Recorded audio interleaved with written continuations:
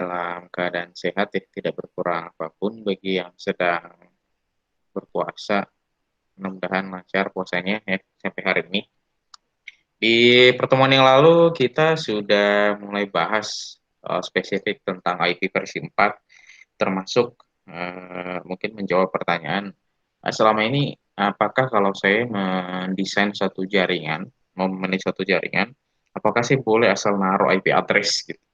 Nah, jawabannya kan tidak ya, karena ada istilah, oh ini satu jaringan, atau ya, ini tidak satu jaringan, ini satu jaringan. Kalau beda jaringan dia tidak bisa connect gitu. Kita mengenal ada istilah subnet mask gitu. Jadi kalau misalkan ini satu subnet mask, berarti nanti dia bisa connect gitu ya. Nah, atau selama ini kita ketika konfigurasi manual IP address di handphone di laptop kita itu selalu ada isian 255.255.255 dan seterusnya begitu. Nah, harusnya kita sudah bisa mampu menjawab itu. Ya, kejelasannya sudah ada di pertemuan yang lalu. Nah, hari ini kita masuk ya, topiknya sih katanya advanced addressing ya. Kenapa disebutnya advanced addressing? Ya, berarti ada yang lebih baru nih dari pertemuan yang lalu. Nah, ini tiga topik ya. Ini tiga topik yang akan kita bahas pada pertemuan hari ini. Meskipun kayaknya yang kedua ini sudah kita bahas, yang sudah sempat kita mention. Ya, sudah kita sempat mention sedikit di pekan yang sebelumnya. Yang pertama adalah VLSM, ya. VLSM, VLSM itu disebutnya singkatan ya. Itu singkatan dari variable length subnet mask. Jadi variable length subnet mask, ya, bisa nanti dicari di Google. Kemudian ada network address translation, dan yang chapter ketiga itu adalah soal API 6 ya, API version 6. Nah, rekan-rekan sekalian, join VLSM. Jadi ada satu konsep konsep subnetting. Jadi kalau di subnetting itu sederhananya membagi-bagi jaringan. Jadi satu range IP address kita bagi dia menjadi range-range yang lebih kecil sehingga jaringan kita lebih efisien dan IP address-nya itu bisa teroptimize lebih lebih lebih efektif gitu. Nah, jadi VLSM itu adalah satu pandangan mekanisme subnetting atau membagi-bagi IP address, alokasi IP address dalam suatu jaringan. Yang kita lakukan sebenarnya di pekan yang lalu itu disebutnya dengan apa namanya? Itu disebutnya dengan constant length subnet mask atau CLSM. Constant length subnet mask atau pembagian subnettingnya itu sistemnya konstan atau sama. Jadi kalau misalkan ya, kalau misalkan diilustrasikan misalkan saya ingin membagi subnet mas saya menjadi 4 misalkan seperti itu. Maka di 225 256 kapasitas yang saya punya, oh itu saya bagi menjadi 256 bagi 4 gitu kan. Saya bagi menjadi 256 bagi 4. Nah, eh, itu yang disebutnya konstan. Jadi antara grup 1, grup 2, grup 3 sama grup 4 itu sama dia punya subnet mask. Ya kan? Dia sama subnet mask. Nah, VLSM itu pembagiannya tidak demikian. Tidak demikian. Kenapa? Di sini dikatakan ya uh, pada modul sebelumnya kita menggunakan subnet mask yang atau prefix length-nya itu sama dengan subnetnya, yaitu yang di pekan yang lalu ya. Nah, terkadang ini dapat menyebabkan tidak terpakainya alokasi IP versi 4 jika masing-masing memiliki jumlah host yang sama. Ya, jika masing-masing memiliki jumlah host yang sama. Padahal tidak semua subnet membutuhkan host yang banyak.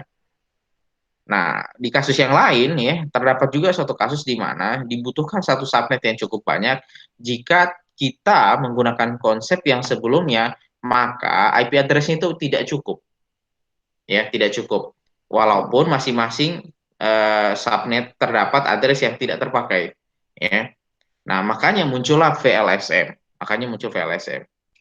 Sehingga efektivitas alokasi IP versi 4 itu dapat dipenuhi. Nah, eh, contohnya seperti inilah. Ya, misalkan nih, suatu perusahaan A, dia menggunakan jaringan komputer di dalam gedungnya. Kemudian dia membagi di gedung A itu ada 25 host yang mau connect. Di gedung B ada 20 host yang mau connect. di gedung C ada 15 host yang mau connect, sedangkan di gedung D itu ada 28 host yang mau connect. Oke. Nah, ini pembagiannya sebenarnya tidak begitu ekstrim ya. Misalkan kalau kasus yang lain, misalkan di gedung A itu hanya ada 4 saja yang boleh connect, misalkan. Kemudian di gedung C itu ada 50 yang mau connect, misalkan. 50 mau connect. Oke. Kemudian di gedung C ada 70 yang mau connect, misalkan. 70 mau connect. Sedangkan di gedung D itu hanya ada misalkan 8 yang mau connect. Misalkan seperti itu. Nah, kalau misalkan dia dibagi rata nih gitu, kapasitasnya masing-masing itu adalah let's say misalkan kita pakai subnet yang kapasitasnya itu misalkan 64 misalkan. 64 ini dikasih 64, ini muat ya. Ini muat, dikasih 64 kan muat ini. Saya kasih jatah kamu 64 IP ya. Nah, silakan kamu pakai. Oh, saya punya 50 host. Bisa dong 50 host ini dapat IP? Bisa. Masing setiap hostnya dapat IP. Kemudian ini juga saya bagi nih, 564 misalkan. Ini jadi problem. Kenapa? 70 hostnya, tapi 64 yang dikasih. Berarti nggak cukup ya. Nggak cukup. Lebih ekstrim lagi, kasus yang di sini. Ada 4 host, tapi kita kasihnya 64. Ya, ibarat kata apa ya? Ibarat kata kamu punya garasi mobil itu cuma satu gitu. Ya, tapi kamu beli mobilnya 64 gitu. Nah, garasinya ya cukup satu. Nah, yang 64-nya itu nggak bisa dipakai, nggak bisa ditaruh di rumah gitu. Nah, itu ilustrasinya. Nah, kenapa semuanya selesai 64 kan harus dibagi rata, ya kan? Kan harus dibagi rata. Nah, itu jadi problem karena harus dibagi rata. Pertemuan yang lalu itu kita bahas sistem subnetting yang dia konstan, artinya dibaginya itu range-nya jumlahnya sama. Nah, tentu untuk kasus ini hal tersebut tidak bisa kita lakukan. Maunya kita kan berarti harus dinamis saja gitu. Misalkan 50 64 boleh, misalkan yang 70 ini 128 gitu. Ini jadinya 128. Kalau dikasih 128 dipakai yang 70 masuk ya, masuk. Yang ini saya kasihnya 64 dipakai 50 masih bisa terpakai ya. Nah, sisanya itu dibagi-bagi ke yang di sini dan yang di sini. Nah, cuman jadinya apa? Jadinya tidak seragam. Ada yang dikasih 64, ya, ada yang dikasih prefiknya 128 dan sebagainya. Nah, mekanisme yang seperti itu yang disebutnya dengan VLSM. Ya, itu yang disebut dengan VSM. Apa itu? Variable length subnet mask. Jadi bervariasi dia punya subnet mask. Nah, kita akan lihat contohnya. Nah, contoh kasusnya di sini nih. Kita coba gambarkan nih topologinya dengan soal yang tadi. Di building A ada 25 host, di building B ada 20 host. Kalian bayangkan komputer ya. Terus di building C ada 15 host, kemudian 28 host di building yang D. Oke. Nah, kemudian antara satu router dengan router yang lain, dia juga butuh IP address dong. Iya kan? Dia juga butuh IP address. Kenapa dia butuh address ya? Biar bisa komunikasi. Ya kan? Jadi kalau misalkan di router, kalian bayangkan itu ada kayak apa namanya itu ya, port-port ya, ada port-port yang kalian bisa connect di sana kayak hub atau switch gitu. Nah, ini kan 15 ini harus dicolokin ke masing-masing komputer kan. Port 1, port 2, port 3, port 4 dan sebagainya. Tentu ada juga port yang kita gunakan untuk keluar. Keluar mana? Connect ke sini sama yang ke sini ya, yang menghubungkan. Kalau yang di sini berarti antara R3 dengan R4, kalau yang di sini berarti yang menghubungkan antara R3 dan R2. Iya kan? Nah, jadi make sense tuh. Jadi saya punya router, di antara banyak portnya saya harus connect ke 15 host, ada yang connect ke 20 host, ada yang ke 25 host, ada ke 28 host. Tapi itu tidak cukup, karena saya juga butuh IP untuk saya gunakan menghubungkan antara masing-masing router. Ya kan? Masing-masing router. Jadi kebutuhannya sekarang terpetakan nih. Ada yang butuh 2, 25, 22, 15, 28. Kalau misalkan semuanya dibagi rata, ya, misalkan nih semuanya dibagi rata, maka ya akan banyak address yang tidak terpakai. Ya, akan banyak address yang tidak terpakai. Di sini misalkan ya, kalau jumlah hostnya masing-masing itu adalah 28, 25, 20 sama 15, kita tambahin 2. Nah, pertanyaannya kok kenapa harus ditambahi 2? Jadi ingat address awal sama akhir. Awal dipakai sebagai network address, akhirnya dipakai sebagai broadcast address. Ya, nanti bisa review pertemuan sebelumnya. Nah, berarti total yang dibutuhkan itu 30, 27, 22 sama 17. Ya, kemudian yang koneksi terhadap di setiap router itu kan dia butuh 2 host. Ini butuh 2 host, masing-masing butuh 2 host, tapi dia tetap butuh jaringan network sama broadcast address. Berarti masing-masing butuh 4. 4, 4, 4. Nah, ini kan skenario awalnya ya, kebutuhan. Jadi bukan yang kita set, tapi kebutuhannya seperti apa. Berarti masing-masing 1 sampai 8 ya, ada 1 sampai 8. Kita punya 8 grup kebutuhan IP address. Oke, kita punya 8 grup kebutuhan IP address. Nah, alamat yang dikasih kita itu 192.168.20.0. Ya, jadi 192.168.20.0. Nah, kalau misalkan nanti subnet masknya kita pakai yang berapa ya, maka jadi misalkan ya, taruhlah misalkan sampai 255 gitu. 255. Berarti 0 sampai 255 ini itu kita harus bagi menjadi 8 grup. Misalkan 0 sampai sekian grup 1 ya, dan begitu seterusnya. Grup 2 misalkan awalnya dari 33 sampai 3 64 dan begitu seterusnya. Ini kita harus bagi 8 grup. Ini kita harus bagi range IP address-nya itu menjadi 8 grup. Nah, itu yang kita lakukan. Nah, untuk melakukan itu, kita bisa set terlebih dahulu, ambil kapasitas paling maksimum. Ya, ambil kapasitas maksimum. Dalam kasus ini, kapasitas paling maksimum yang dibutuhkan itu adalah 30. Ya, jadi patokan kita 30. Nah, kira-kira berapa nih subnet mask kita butuhkan? Ingat cara menghitungnya bagaimana? Itu hitung untuk mencari subnet masknya ya, untuk cari subnet masknya itu kalian dengan menghitung pangkat nolnya. Berapa jumlah nolnya? Misalkan ya, misalkan di sini dicontohkan, misalkan 2 pangkat 5. Berarti saya punya 5 nih di sini. Misalkan ya. 1 ini 6 ya. Nah, misalkan ya 2 pangkat 5. Berarti kalau misalkan 2 pangkat 5 itu kan berarti 2 kali 2. 2 pangkat 5 berapa tuh? Ada yang bisa bantu jawab 2 pangkat 5? 4 kali 4, 16 kali 2, 32 ya, 32. 32. Jadi sebentar.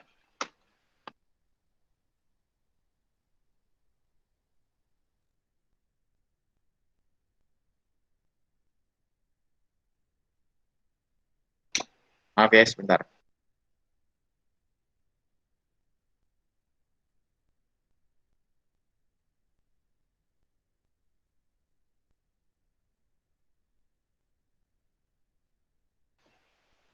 Oke. Nah, tadi jawabannya kan berarti 32 ya. Berarti saya butuh subnet mask yang isinya 32.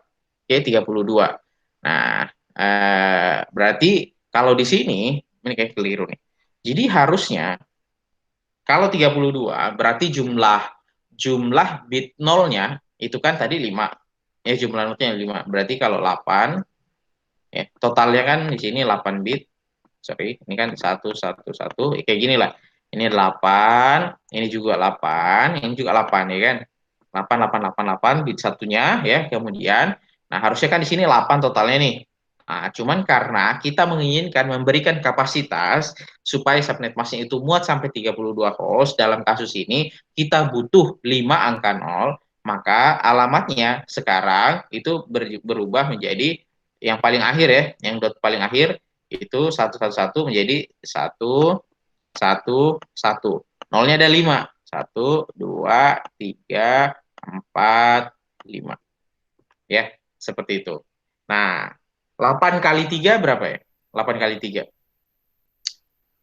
24 ya. 8 kali 3 24. 24. Berarti, iya betul. Berarti ini 8, ini 8, ini juga 8. Nah, berarti jumlah bit satunya itu 24 yang di depan.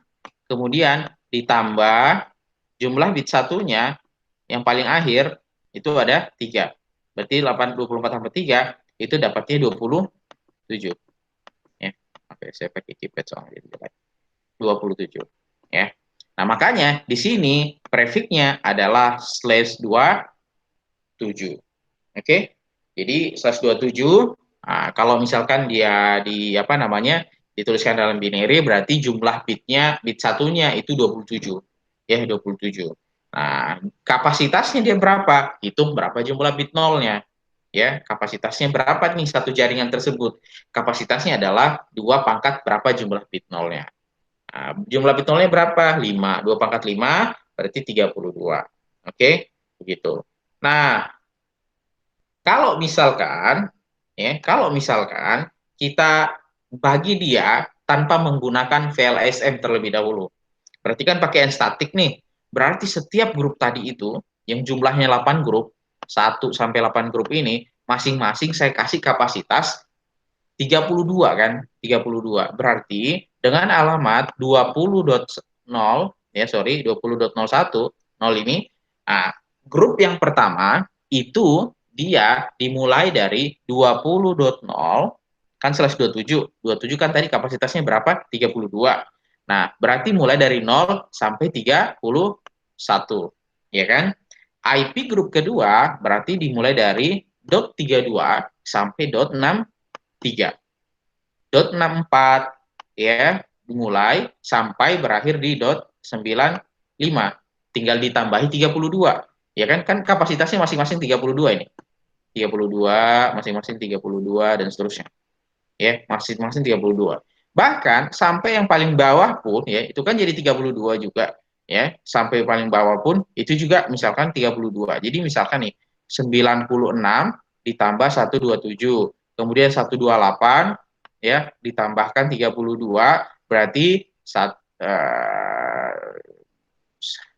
nah ini keliru kayak. Harusnya baik lumayan juga nih baik ya. Tambah 128 tambah 32 berapa ya? 60-an sekian ya. 60 gitu, 60 gitu. Nah, begitu seterusnya kita jumlahkan. Ini keliru kayaknya pembagian range-nya. Nah, artinya apa? Jadi ada grup yang pengalamatannya ya, ada grup yang pengalamatan alokasi IP address-nya itu terlalu banyak. Ya, itu terlalu banyak dia terlalu banyak dia punya IP address. Ya, terlalu banyak dia punya IP address. Jadi misalkan ya kita chat di sini 64 ditambah sorry 31 ditambah 32 63. 63 ditambah 32 dapatnya 95. 95 ditambah 32 127. Oh benar ya. 127 ditambah 32 159.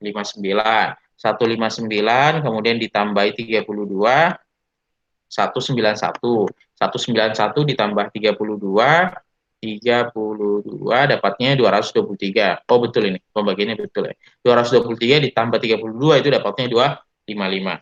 Jadi kalau kalian perhatikan, ini pun kapasitasnya berapa? 32. Ya. Ini juga kapasitasnya berapa? Sama 32.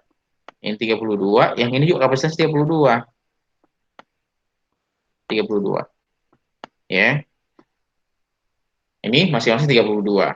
Nah, yang A, B, C, dan D kebutuhannya berapa?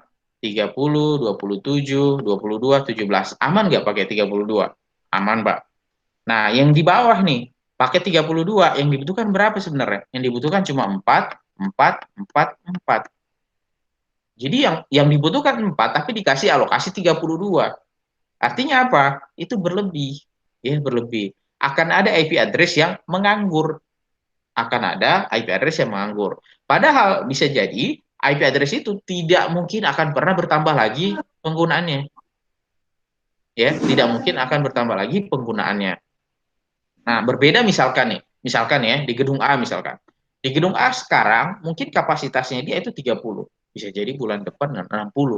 Kalau 60 berarti IP address-nya nggak cukup lagi nih. Ya kan?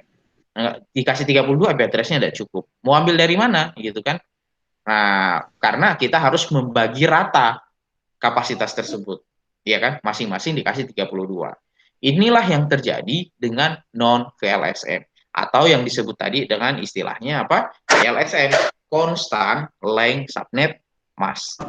Berarti harus ada solusi dong. Iya, harus dinamis. Ya, harus dinamis. Dinamis maksudnya apa? Ya kalau bisa setiap grupnya itu berbeda dia punya prefix subnet masknya. Ya. Nah, itu yang akan menjadi jawabannya kenapa kita butuh VLSM. Nah, jadi di sini misalkan ya, tadi itu kita pakai semuanya itu /27 /27 /27 /27 /27. Nah, kemudian nanti kita pilih ya, kita pilih yang mana yang bisa kita kurangi kapasitasnya. Nanti setelah kita kurangi, setelah kita kurangi, maka berarti kan kita kan hanya butuh berapa tadi itu ya? Kita hanya butuh kayak 3 4 lah. Kita hanya butuh 4 untuk yang pengalamatan untuk pengalamatan apa namanya? Kita butuh 4 untuk pengalamatan router, ya kan? Kita butuh 4 untuk pengalamatan router. Makanya ya, untuk pengalamatan router jangan pakai /27 karena /27 itu memberikan kapasitas 32. Berarti kita pakainya slash berapa? Kita pakainya /30. Ini /30. Oke. Nah, kalau 30, memangnya berapa kapasitasnya kalau 30? Jadi kalau kalian ingat, jumlah ya misalkan x dot y dot a misalkan ya dot b itu kan berapa bit? 32 bit totalnya ya. 32 bit. 32 bit. Oke. Nah, kalau misalkan /30 berarti jumlah bit satunya itu ada 30 bit. Ya. Berarti 31 bit. Oh, sorry, 30 bit. 30 bit satu nih kalau /30 ya. Nah, berarti kapasitasnya berapa? 32 dikurang 30. Ini adalah jumlah bit nolnya. Jumlah bit nolnya karena jumlah bit satunya adalah 30, berarti jumlah bit nolnya adalah 2. Berarti kapasitasnya itu adalah 2 pangkat 2. 2 pangkat 2 itu artinya jumlah yang dibutuhkan itu adalah 4. Kapasitasnya 4. Jadi kita memberikan dia kapasitas sesuai dengan kebutuhannya dia. Ya kan? Tadi yang lain-lain tidak apa-apa lah kita kasih /27. Tapi yang berikut-berikutnya itu jangan dikasih /27. Yang kita kasih berapa? /30. Ya, /30. Nah, hasilnya bagaimana? Ya kan? Hasilnya bagaimana? Nah, hasilnya sesuai yang tergambar di sini. Grup yang pertama 20 sampai 0 itu dapat 27/27. Ini mulai juga dari 32 dapat juga /27. Berarti ini alamatnya kan dari .0 itu ya Pak ya. Boleh di-mute dulu ya. Ya, mohon di-mute dulu. Apa itu dari saya? Oh, ini siapa? Sherlyn. Ya, kita tolong diinfokan ke Sherlyn ya. Ya, jadi building yang 0 ya, itu beralamatnya dari mana? .0 sampai .0 sampai .31. Ya, .0 sampai .31. Kemudian yang kedua ya, building B-nya itu beralamatnya dari berapa? .32 sampai dengan .63. Ya, begitu seterusnya. Nah, sedangkan yang di bawah gitu, kita cukup mengganti dia punya subnetnya .30 /30 sama /30. Nah, kalau /30 kan berarti alamatnya kan cuma 2 tuh. Berarti .224 sampai .225, 226, 227. Jadi ada 4. 224, 225, 226, 227. Cuman ada 4 aja. Nah, begitupun host yang di sini itu sama 4. Seperti itu. Jadi ini metode alokasi berdasarkan skema VLSM. Sebagian jaringan itu dia menggunakan /27, sebagian menggunakan /30. Apakah ada contoh ekstrim Pak? Misalkan yang satu saya mau pakainya /26 gitu, yang satu /30. Bisa, tidak masalah. Tidak masalah. Jadi itu lagi-lagi manajemen IP address. Jangan mengalokasikan range IP address yang terlalu besar untuk jaringan yang memang dia tidak perlu besar atau terproyeksi tidak akan besar. Misalkan ini ya, misalkan ini kan tidak akan pernah besar ini, tidak akan pernah besar kan hanya router dengan router. Tapi kalau host bisa jadi hostnya ini kan makin lama makin membesar kan, masih makin lama makin membesar tergantung kapasitas dari port dari R1 ya, seperti itu. Nah, itu yang disebut VLSM. Jadi sederhananya seperti itulah. Jadi yang tadinya konstan,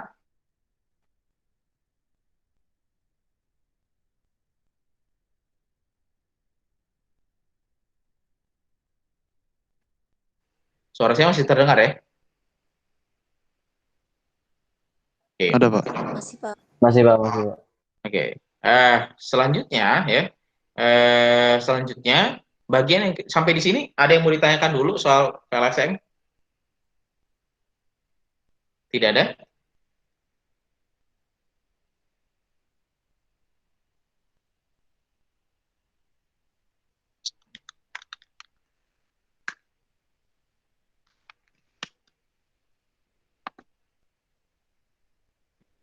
Sebentar.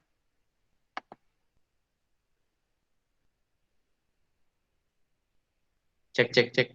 Masih terdengar ya suara saya? Masih terdengar, Pak.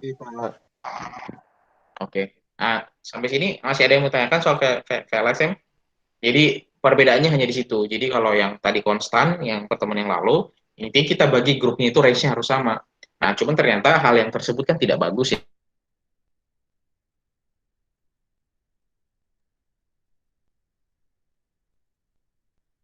Kita lanjut, apa itu network address translation?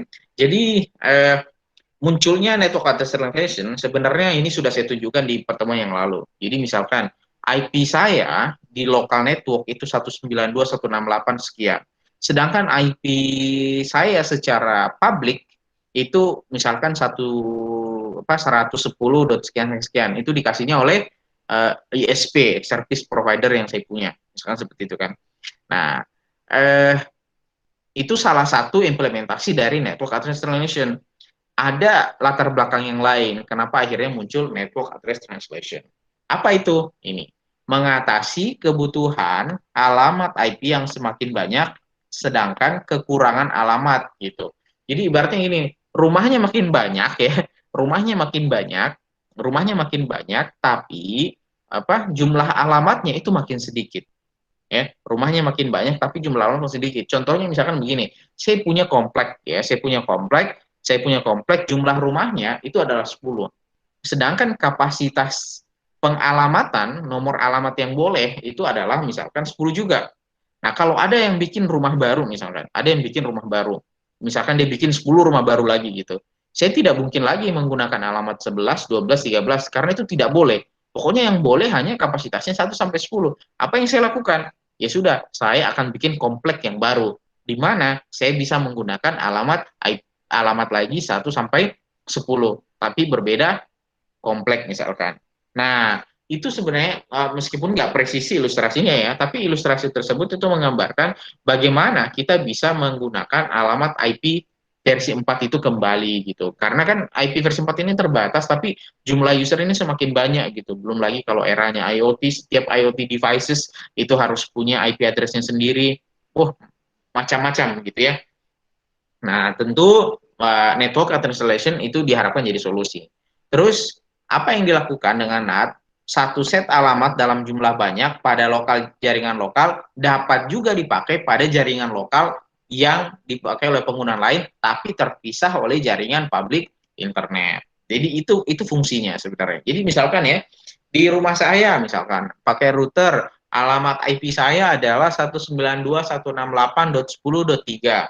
Terus kalian juga punya wireless LAN di rumah kalian. Alamatnya sama, 192.168.10.3. Boleh nggak seperti itu? Boleh. Gitu. Ya, boleh. Kenapa seperti itu? Ya dengan seperti itu kan IP jadi lebih hemat gitu kan. Tapi kita nggak akan saling tabrakan. Kenapa? Karena publik karena kita tidak terhubung secara jaringan publik gitu.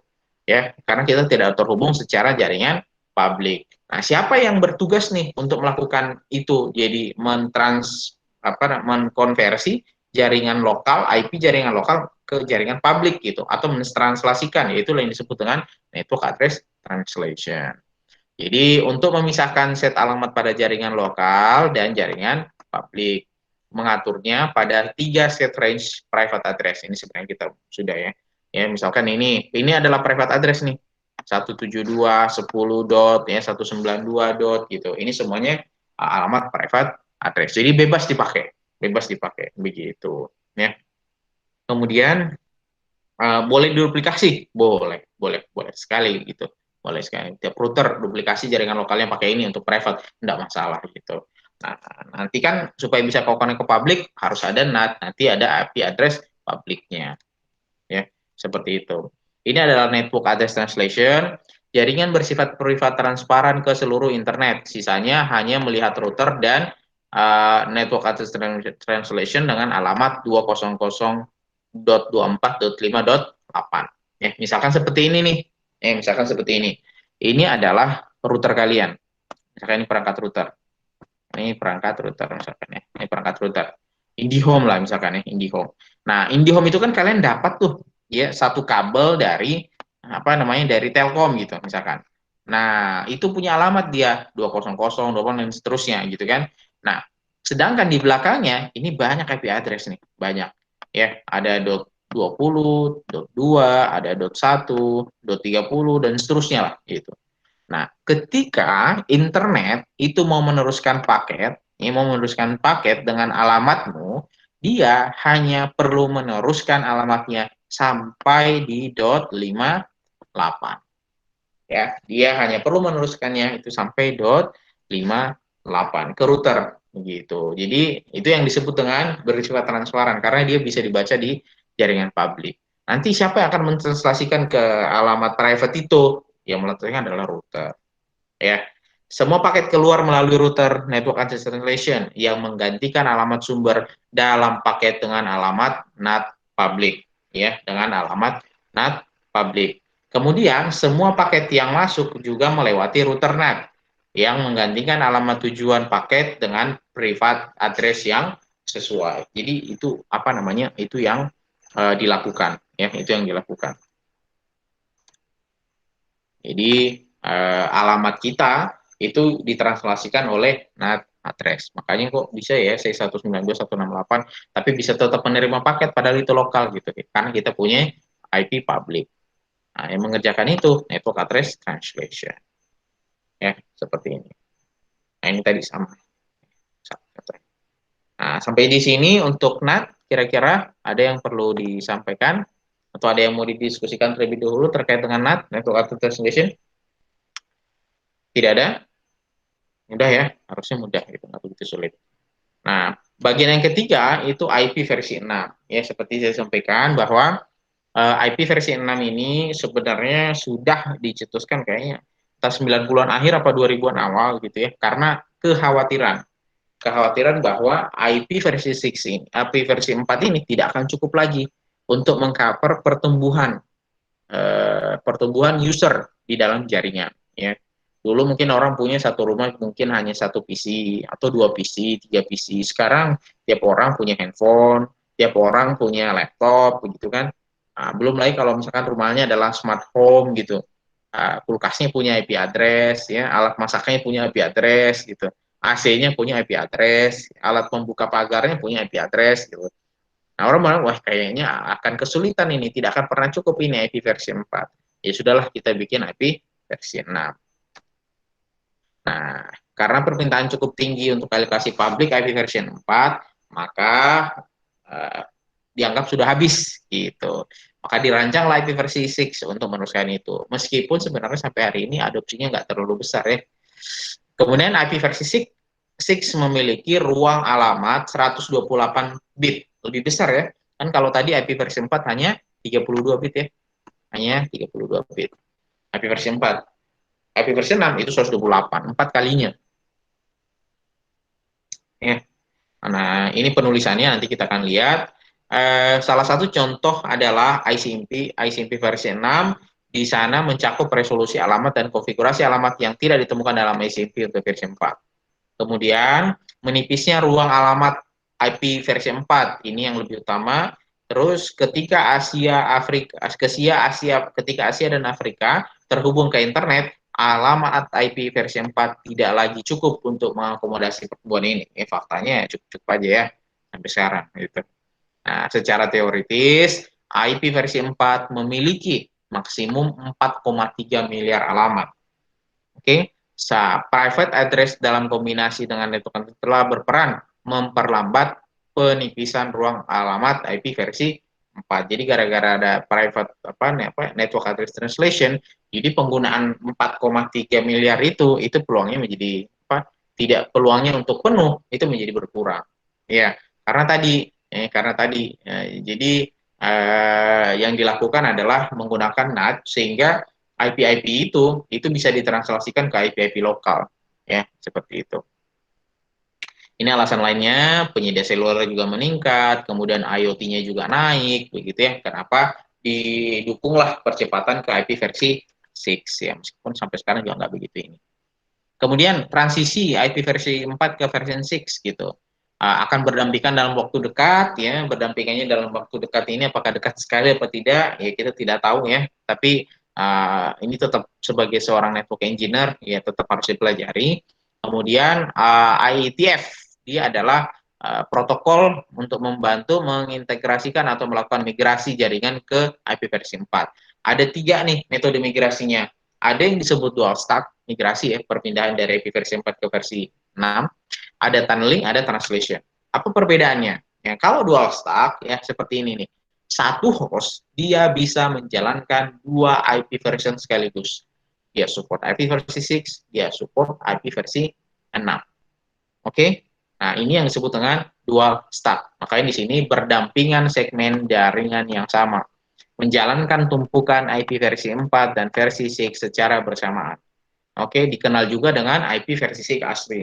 Artinya, jaringan pelanggan memiliki koneksi IP versi 6 ke ISP dan mengakses konten yang ditemukan di internet melalui IP versi 6. Ini yang versi dual stack. Jadi kita betul-betul mendapatkan IP versi 6 itu dari ISP. Kalau sekarang misalkan laptop saya ya dapat IP-nya ya bukan versi 6, IP versi 4 gitu. Nah, dalam kasus ada yang dimigrasi, dia sampai dapat IP versi 6. Nah, itu yang pertama. Yang kedua, itu dengan tunneling. Jadi si hostnya dia atau si laptopnya dia itu hanya bisa IP versi 6. Makanya di sini dikatakan IP versi 6 only network. Dia hanya bisa connect-nya ke IP versi 6. Nah, tapi kan publik masih ada IP versi 4. Apa yang dilakukan? Tunneling. Jadi pengalamatan yang sifatnya IP versi 6 itu dimasukkan ke dalam satu kapsul gitu, dienkapsulasi ke dalam jaringan paket IP versi 4. Ya, dimasukkan ke dalam IP versi 4. Nanti ketika dia ketemu lagi router yang bisa IP versi 6 baru di enkapsulasi lagi. Itu versi kedua, tunneling. Jadi IP versi 6 lewatnya di dalam jaringan IP versi 4. Nah, ada juga yang metode translation. Jadi, kalau di sini memungkinkan perangkat mendukung IP versi 6 berkomunikasi dengan perangkat yang mendukung IP versi 4. Mirip NAT ya untuk IP versi 4. Jadi NAT-nya NAT 64 router. Ini yang melakukan translasi itu. Jadi PC1 dia pakai IP 6, PC2 pakainya IP versi 4, tapi mereka saling komunikasi. Berarti ada yang mentranslasikan kan? Nah, siapa yang mentranslasikan? Namanya NAT 64 router. Oke, seperti itu tuh metode migrasi. Ya. Nah, rekan-rekan sekalian, apa perbedaan antara format IP versi 4 dan versi 6? Tadi secara jumlah, secara panjang, IP versi 6 itu 128 bit. Dia ditulisnya sebagai string. Kan kalau misalkan di IP versi 4 hanya number aja kan, hanya integer aja kan, tidak ada string. Nah, kalau di IP versi 6 itu ada string. A, B, C, D itu dipakai di IP versi 6. Makanya agak susah menghafalkan ya. Nah, jadi di sini ada total 36 nilai heksadesimal ya, kan 8 ya, 8 kali 32 128. Terus bersifat case sensitif, tidak case sensitif artinya mau huruf kecil huruf besar itu dianggapnya sama, tidak masalah. Nah, inilah formatnya. Ya, kalau IP versi 4 mentok sampai di sini ya, mentok sampai di sini nih. Ya, dan itu pun ya 32 bit kan. Nah, kalau ini itu sampai 64 bit. Nah, dan representasinya kalau yang tadi AP versi 4 itu cuma 0 sampai 255, kalau ini bisa sampai FF ya. 4 heksadesimal. Jadi pengalamatannya itu dipisahkan dengan semi. Seperti ini. ya. Dipisahkannya dengan titik 2 gitu. Seperti itu. Oke. Nah, terdiri dari 4 nilai heksadesimal. Contoh penulisan lengkap IP versi 6 ya di sini nih. 2001.2 ODB8.2.000.200A3 dan sebagainya. Ini contoh IP versi 6. Susah sekali menghafalkan, susah sekali. Ya, susah sekali menghafalkan. Nah, dibuatlah satu mekanisme ini panjang sekali IP versi 6 biar gampang hafal gimana gitu. Akhirnya oke, kita bikin rules lah bagaimana cara mempersingkat penulisannya. Ada dua mekanisme. Yang pertama menggunakan double colon, ada yang menggunakan menghilangkan nol. Dua-duanya itu dipakai. Contoh menghilangkan nol, ya, misalkan seperti ini. Kalau nolnya di depan, 01AB, nanti tulisnya tidak perlu lagi nulis 01AB. Tulis saja 1AB. Jadi ketika kita mendapati 3 digit saja yang muncul, itu kita sudah tahu bahwa, oh di depan itu ada nol. Kan by default ada 4 digit. Ya kan? Sama halnya misalkan di sini nih, ketika kita mendapati AB, kita sudah tahu di depan itu pasti ada 00. 00 AB. Cuma penulisannya aja disingkat. Ya, jadi kalau ada 0 di depan itu tidak akan dibaca. Nah, aturan yang kedua, ini contoh aturan yang pertama nih. Ya, aturan yang pertama tadi ini. Kalau 00, 0 ini hilang, jadi DB8. Kalau misalkan 4, oh ya dia jadi 1. Ya, dia jadi 1. Kemudian, ya, misalkan di sini, ya, jadi yang hilang itu cuma yang di depan saja ya. Ini 0, ini jadi 200. Seperti itu. Ini aturan yang pertama. Aturan yang kedua itu menggunakan double colon. Double colon itu ketika kita menemukan beberapa digit berturut-turut itu 0. Contohnya apa? Langsung biar mudah contohnya di sini nih. Misalkan ini ya. 2001 ODB8 000 100 ini 4 kali nih nolnya. Ya, berjejer 3 kali gitu. Jadi nanti ini tinggal digantinya dengan ini. Sehingga format akhirnya itu seperti ini. 2001 ya, titik 2 DB8, titik 2 0. Kenapa 0 ini? Ya, 0. Kemudian 111, kemudian 3 kali berturut-turutnya itu 0000 itu diganti dengan 2 titik koma seperti ini. Maksudnya 2 titik gitu. Double ya, double titik 2. Seperti itu. Ini contoh penulisan IP versi 6. Mau di depan, mau di belakang sama. Dalam kasus ini misalkan dia di belakang, 3 digitnya ya sudah. Di belakangnya yang seperti ini. Penulisan akhirnya seperti ini. Ya, seperti itu. Ini penulisan IP versi 6. Nah, Pak, kalau misalkan subnetnya atau prefixnya seperti apa gitu penulisannya, ya. Kalau untuk subnet masnya, aduh,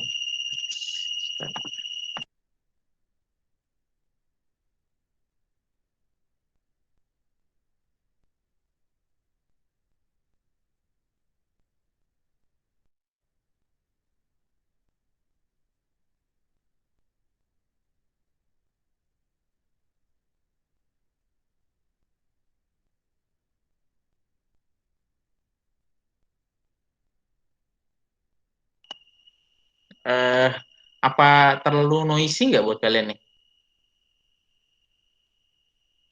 Nggak Noisy banget terlalu. ya? Noisy banget ya? Iya Pak, noise Pak. Oke.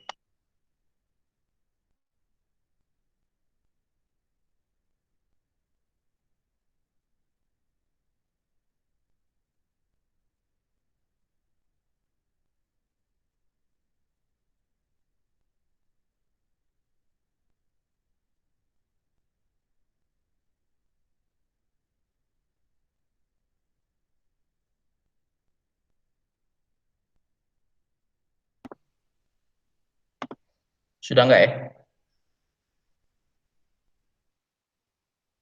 Halo? Sudah nggak lagi ya? Aman Pak. Iya. Nah, tadi, oh iya, kalau misalkan, bagaimana nih subnettingnya gitu, atau prefix length kalau yang di IP versi 4 gitu. Bagaimana itu berlaku di IP versi 4, versi 6 gitu. Nah, ini contohnya. Misalkan subnet pasnya kan 255.0, itu kan setara dengan /24 ya, itu /24. Nah, kalau misalkan di IP versi 6 ya, itu juga dikenal namanya prefix length, sama prefix length. Ya ada yang mengatakan bahwa kalau seperti yang di slide ini, kalau misalkan IP versi 4 itu sebenarnya tidak dikenal dengan istilah prefix length, tapi dikenalnya dengan prefix saja. Tapi kalau di IP versi 6 itu dikenal dengan prefix length. Ya, yaitu istilah saja lah. Tapi intinya itu juga ada apa namanya? Ada subnet juga di dalam IP versi 6 untuk mengelompokkan antara satu jaringan dengan jaringan yang berbeda. Oke, seperti itu. Nah, prefix length-nya itu berkisar dari 0 sampai 128, 0 sampai 128 ya. Kalau di apa namanya? Di yang IP versi 4 kan nggak sampai ya 128 gitu kan. Kita menghitung berapa jumlah binary satunya. Ya, dalam kasus ini kalau misalkan 24/24 kan berarti jumlah binary satunya kan 24. 1 dan seterusnya. Atau dalam kasus ini kalau 24 berarti binary nolnya itu ada 8. Nolnya itu ada 8. Ya kan? Nah, kasus ini kalau di prefixnya IP versi 6 ya berarti dari 0 sampai 128. Nah, cuman ya sebagian besar. Soalnya saya juga jarang implementasi ya, di IP versi 6, sangat jarang sekali. Itu ada /64. Itu yang sering dipakai. Nah, dia membaginya bagaimana? Tadi panjangnya berapa? Totalnya kan 128 bit ya. Nah, kalau di IP versi 6 itu prefix-nya itu disebutnya di 64 bit di awal, interface ID-nya itu masuknya di 64 di akhir. Ya, atau ID-nya atau host ya. Si usernya, atau kalau kita mengenalnya ini networknya, yang ini hostnya. 64 bit di akhir itu adalah hostnya. Ya. Nah, terus ada yang berbeda, sedikit berbeda dengan IP versi 6 karena ternyata banyak pengalamatan di sana.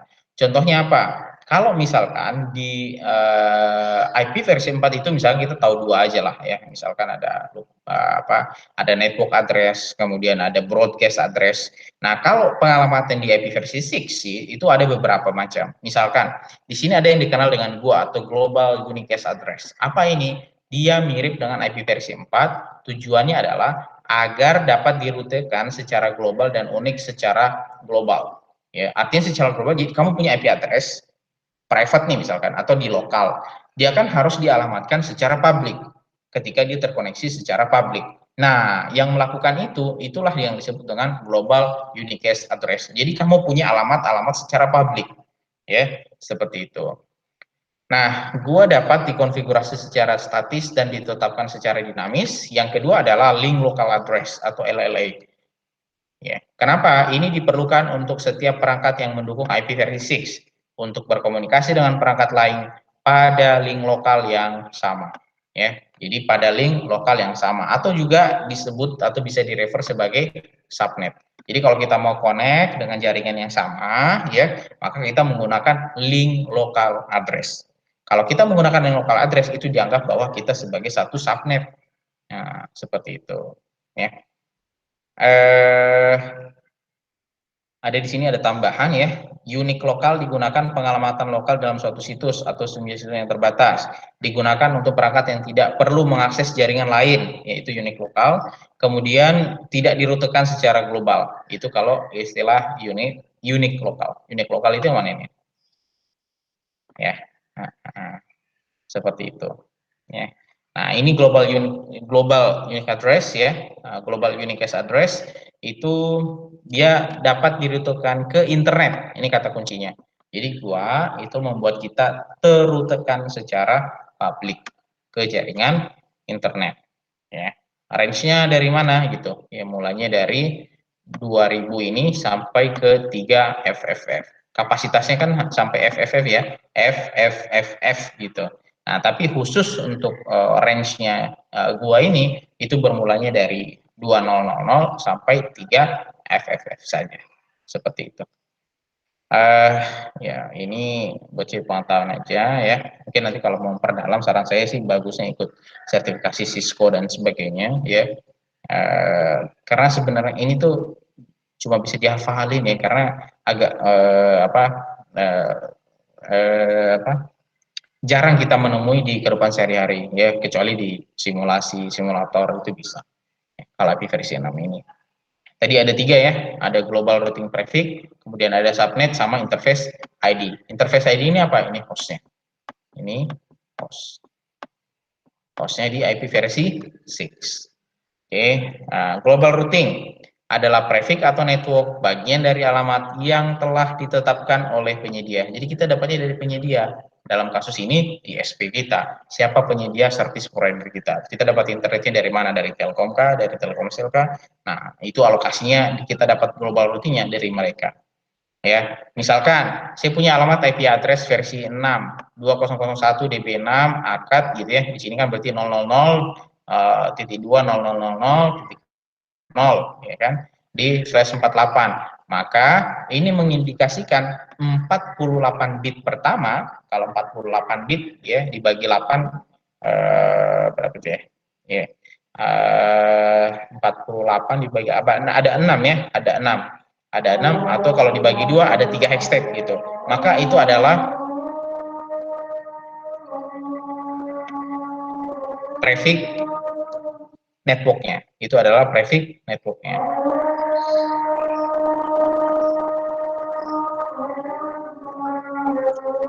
Sebentar ya.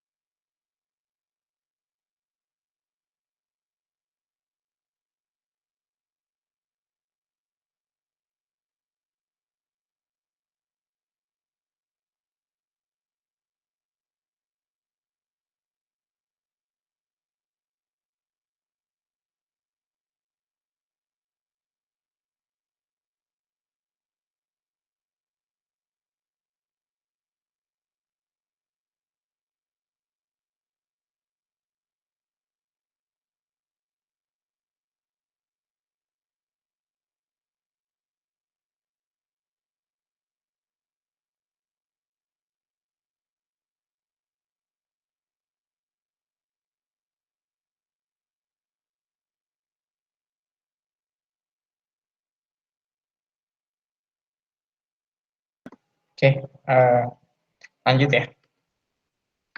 Nah, tadi ini ya prefix networknya. Jadi kan 60 apa di depan itu kan sebenarnya 64 bit untuk network, 64 bit di belakangnya kan untuk host. Tapi dalam kasus ini karena ada subnetting, jadi tidak terpakai semua itu 64. Yang terpakai hanya 48 bit. Berarti sisanya 64 kurang 48 itu yang jadi subnetnya.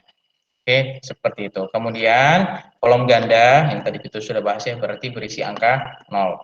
Ukuran dari global prefix menentukan ukuran dari subnet ID. Iya. Jadi kalau semakin besar dia punya globalnya, berarti kan subnetnya kan makin kecil ya. Apa namanya nanti subnetnya kita lihat dari sisanya berapa. Kemudian, nah makanya di sini dikatakan nih file subnet ID berada di antara global routing prefix dan interface ID. Interface itu host ya. Interface itu host. Kayaknya ada tadi sini. Nah ini nih subnet ID-nya. Ya, seperti itu. Subnet ID digunakan untuk organisasi atau mengidentifikasi subnet di dalam situsnya. Atau semakin besar subnet ID-nya, maka semakin banyak subnet yang tersedia. Ya, makin banyak subnet yang tersedia di dalam hostnya, yang di dalam jaringannya dia. Ya, seperti itu. Sedangkan kalau interface ID ini ekuivalen sama host portion.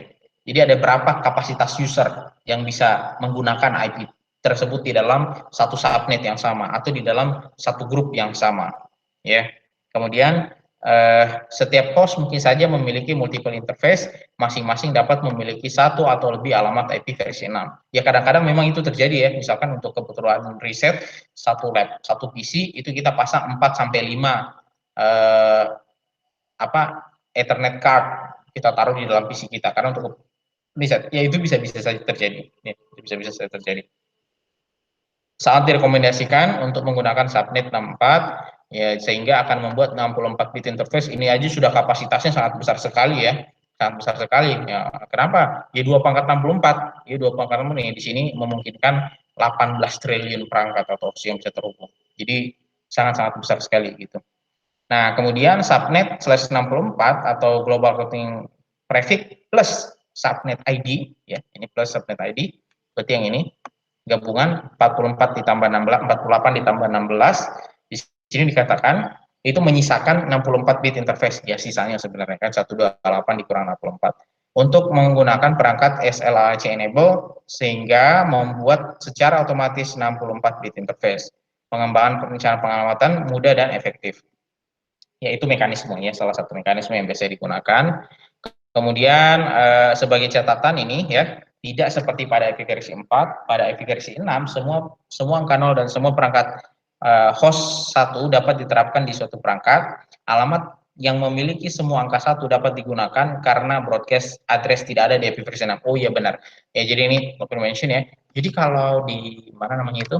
Kalau di IP versi 4 kita kan mengenal istilah broadcast address. Jadi kalau mau kita broadcast ke dalam satu jaringan yang sama, kita cukup menggunakan alamat IP broadcast-nya. Nah, konsep broadcast itu tidak dikenal dia, ya, itu tidak ada di IP versi 6, ya, tidak dapat di versi 6. Kemudian memiliki semua angka 0 dapat juga digunakan, namun direservasi sebagai alamat subnet anycast dari router dan seharusnya hanya diterapkan untuk router. Nah, yang 0 kalau di versi 4 kan nggak boleh dipakai. Kenapa? Ya, kenapa? Karena itu adalah awal untuk IP network kita. Nah, kalau di IP versi 6 boleh ya, tapi sebaiknya hanya ditetapkan untuk router. Hanya ditetapkan untuk router. Ya.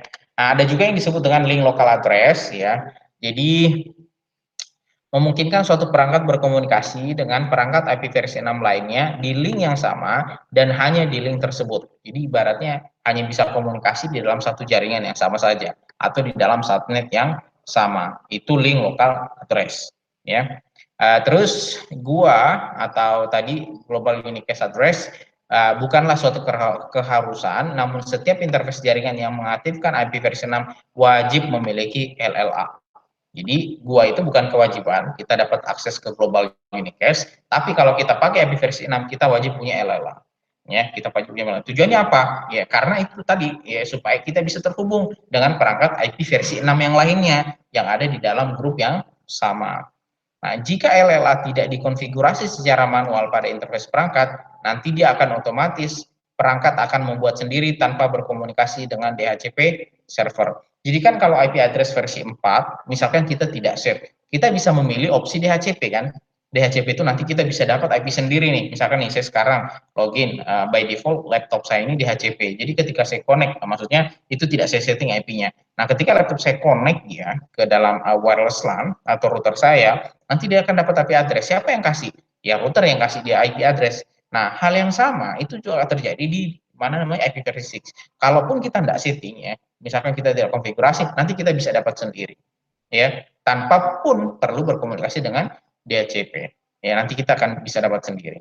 Jadi, host yang mendukung IP versi 6 akan membuat IP versi 6 LLA secara otomatis, bahkan jika perangkat belum diberi IP versi 6 unicast global.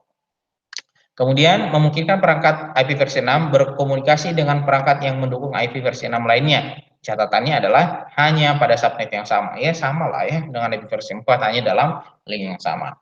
Kemudian ini termasuk komunikasi dengan gateway, bahkan termasuk dengan gateway dia bisa. LLA itu berkisar dari mana? Ini pengalamannya FE80. Pak ini semuanya titik 2 aja di belakang. Iya berarti apa namanya titik 2 000 titik 2 000 titik 2 000 dan seterusnya. slash 10. Berarti ada 10 bit pertama, ya, ada 10 bit pertama adalah ini 111111 dan seterusnya. Nah, kisarannya apa? Dari FE80 hingga FB. FB. F. Ya, ini semuanya angka heksa sih sebetulnya. Ya. Nah, ini contohnya nih komunikasi local address. Jadi yang bisa komunikasi ya hanya yang ada di dalam sini aja. Yang bisa yang dalam sini aja. Ya. Nah, dia keluar ya nggak bisa. Dia keluar ya nggak bisa. Seperti itu.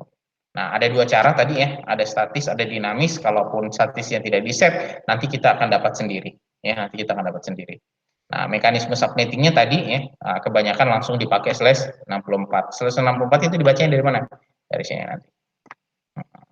Ya, karena totalnya apa? Dapatnya dari routing prefix plus 16 bit subnet.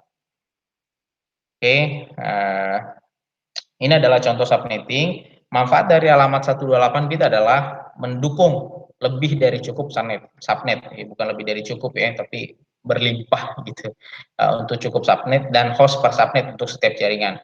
Misalkan kita punya global routing prefix-nya atau ACS48 dengan menggunakan 64 bit interface ID, berarti kan tersisa 16 ya. Jadi 48 dipakai buat routing. Kemudian 64 dipakai buat host. Tinggal berapa? Tinggal 16. Berarti subnetnya itu 16 bit. Nah, dari 16 kira-kira bisa berapa subnet? Ya pangkat aja tuh 16 kita bisa bikin subnet itu sampai 65.536 subnet. Ya. Berarti jumlah host yang bisa dilayani dengan subnet sebanyak itu gitu ya. Dengan interface ID 64 bit itu bisa sampai 18 triliun host. Ya, jadi ibaratnya sih tidak akan kekurangan lah IP address ya kalau IP versi 6 itu. Nah, ini contoh nih subnettingnya. Ini contoh subnettingnya. Nah, ini alamat subnettingnya. Nah, begitu seterusnya sampai 13 sampai 65.534. Yang ini kan 48 ya. Ini 48 bit, ini 48 bit, yang ini 16 bit. Kan masing-masing 8 tambah 8 ya, 16 bit. Nah, 16 bit itu subnetnya. Ini kan 16 bit subnetnya. Jadi bisa dari 00 sampai FFFF. Ini kan paling rendah 000 kalau 4 ya atau 16 bit itu paling tinggi ya FFF kan bisa sampai F nilainya. Jadi kalau misalkan di ini kan berupa angka saja berarti hanya bisa dari 0 sampai 256 misalkan. Kalau misalkan ada 8 bit gitu. Nah, ini ada 16 bit ya, ini sampai 16 bit. Makanya kapasitasnya sangat-sangat besar. Nah, ini contohnya nih ketika menggunakan subnetting versi IPv4. Nah, subnetting yang satu nih, ini warna merah nih. Satu. Maka yang bisa connect ya hanya yang di sini saja. Begitu. Nah, kapan dia bisa connect ke jaringan yang berbeda? Misalkan dia mau connect ke PC2, ya harus ada router yang menjembatani karena berbeda jaringan gitu. Nah, begitupun ini subnetnya 2, ini subnetnya 4, ini subnetnya 3. Maaf, 5. Jadi berbeda-beda subnet jadi tiap PC ini dia punya subnet yang berbeda atau grup jaringan yang berbeda. Nah, apakah boleh komunikasi antara jaringan yang berbeda? Jawabannya tidak boleh, kecuali ada router. Router lah itu yang menjembatani komunikasi antara jaringan yang berbeda. Ya, jadi seperti itu. Jadi kegambar ya. Nah, jadi sebenarnya konsep subnetting itu ya konsep untuk menyamakan sebenarnya untuk membuat satu grup jaringan yang sama gitu. Nah, kalau di jaringan yang sama, Pak, saya bisa tidak ya? Saya bisa tidak ya kalau misalkan tidak perlu deh bikin jaringan gitu. Pokoknya nggak perlu subnetting, semuanya di dalam satu jaringan. Ya boleh-boleh saja, tapi resourcesnya sayang. Ya, resourcesnya sayang. Gitu. Oke, sampai di sini kira-kira ada yang perlu didiskusikankah untuk materi kita terkait dengan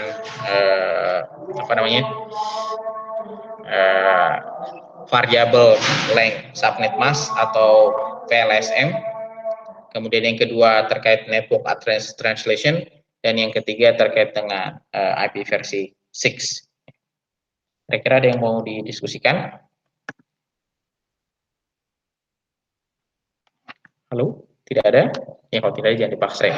Pak, izin bertanya Pak. Emang gue Ini rekamannya ntar dibagi kemana ya, Pak? Oh iya, yang kemarin itu sudah saya upload, cuman masih saya set private. Nah, mungkin habis ini nanti saya akan save dulu, nanti saya upload lagi. Mungkin baru nanti saya akan share linknya ya. Yang kemarin juga belum sempat saya share. Nanti saya biasa saya taruh di itu di YouTube kok, jadi bisa diakses. Oh, baik, Pak. Terima kasih, Pak. Ya, begitu ya. Dari yang lain ada yang mau ditanyakan? Eh, kayaknya agak susah ya menghafal subnetting ini. Memang ya, saya memang susah. Tapi nanti kalau misalkan kalian kerja itu nanti bukan lagi menghafal sebenarnya, lebih ke arah familiar aja. Jadi baca misalkan nih baca topologi jaringan ya, ini slash 27 gitu. Oh udah bayang itu, oh slash 27 kapasitasnya sekian. Oh ini saya butuh hostnya tadi misalkan saya butuh hostnya 8 gitu. Oh pakai ini aja slash 30 gitu atau slash 29 gitu. Itu udah langsung kebayang gitu.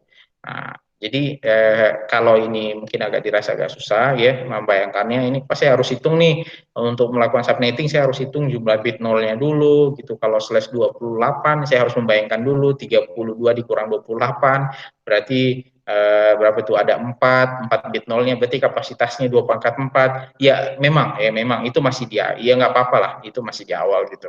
Nanti kalau berjalannya waktu ya, apalagi kalau misalkan yang dapat kerjanya nanti sebagai network engineer, itu kan jadi hal yang biasa, sangat-sangat biasa ya, sangat-sangat biasa. Uh, Saran saya kalau misalkan punya kemampuan ya, maksudnya secara finansial ada lebih saving atau apa, mending ambil sertifikasi ya, itu akan lebih bagus juga. Di Telus tahu saya ada ya sertifikasi buat kayak Cisco. Apakah harus Cisco ya, enggak juga gitu. Jadi bukan vendor apa sentris gitu, nggak harus gitu. Ada Huawei juga gitu, bebas di mana aja gitu. Karena ya cuman memang itu yang apa namanya itu ya, yang populer ya, agak populer, dan memang perangkatnya itu banyak dipakai juga di Indonesia tuh. Ya. Kalau kayak bicaranya networking ini apa ya, membawa titel teknik telekomunikasi nggak cukup ya. Jadi saya tahu pas saya pernah cerita ya, ada satu kerjaan namanya itu sistem integrator. Tugasnya dia adalah menghubungkan satu jaringan ke jaringan yang lain, antara satu perangkat dengan perangkat yang lain gitu. Itu lumayan ya, gajinya dolaran kalau di Indonesia, kalau misalkan direkrutnya sama apa namanya yang lumayan perusahaannya. Di teman saya ada teknik fisika ya, teknik fisika teknik fisika apa komputasi ya, pokoknya nggak ada hubungan deh sama jaringan gitu. Tapi dia melihat teman-temannya ya yang telekomunikasi pada kerja di jaringan, akhirnya dia belajar tuh, belajar di jaringan, sekarang jadi sistem integrator di Facebook. Nah, ini coba dia teknik fisika apa teknik komputasi, tapi dia belajar jaringan, menguasai jaringan, bahkan ahli dia dalam mapping jaringan seperti itu, bikin topologi dan seterusnya. Sekarang kerjanya di sebagai sistem integrator. Ya kalau bicara salary ya lumayan ya, sudah hitungannya dolar di Indonesia. Artinya ya jangan kalah ya, jangan kalah. Meskipun apa ya, sarjana itu titel aja ya, sarjana itu titel aja, membantu sangat membantu karena beberapa persyaratan dibutuhin sarjana. Tapi yang tidak bisa berbohong itu kan skill ya, itu tidak bisa berbohong. Dan skill itu tidak bisa diasah di atas kertas saja ya, butuh butuh sering praktek, butuh sering explore, butuh sering riset, ya sering ngoprek ya. Nah, seperti itu. Nah, jadi kalau kalian menganggap ini agak susah, misalkan ya, ya tidak masalah, ya terima dulu bahwa ini memang agak susah karena ini bagian dari awal. Gitu. Tapi kalau memang bagi yang serius mau berkarir, gitu ya, hal yang basic semacam ini kayak subnetting, kemudian fungsi router bedanya apa sama switch dan sebagainya, itu kewajiban sebenarnya.